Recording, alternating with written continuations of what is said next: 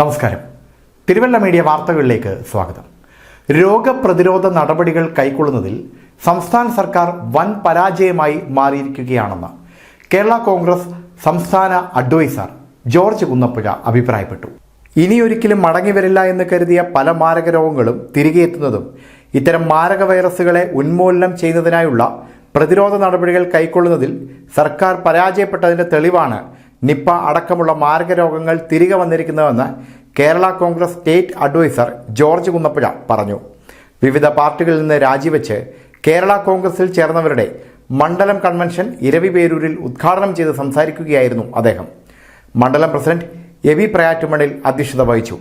Kerala Congress സംസ്ഥാന general secretary Roy Chandappilla, Kerala youth front സംസ്ഥാന general secretary VR Rajesh, Kerala youth front ജില്ലാ president Binu Kuruvila, Kerala youth front സംസ്ഥാന vice president Aneesh V Cheriyan, ജില്ലാ general secretary Sabu Kunnumpurathu, block member Elsa Thomas, SK Pradeep Kumar, Toji Kaippasseril, വിവിധ പാർട്ടികളിൽ നിന്ന് രാജിവെച്ചു വന്ന നേതാക്കന്മാരായ ബിജു തെക്കനാശ്ശേരി, പ്രേം സാഗർ, രഞ്ജി തോമസ്, അനീഷ് തോമസ്, ഫെനി ജെയിംസ് എന്നിവർ പ്രസംഗിച്ചു.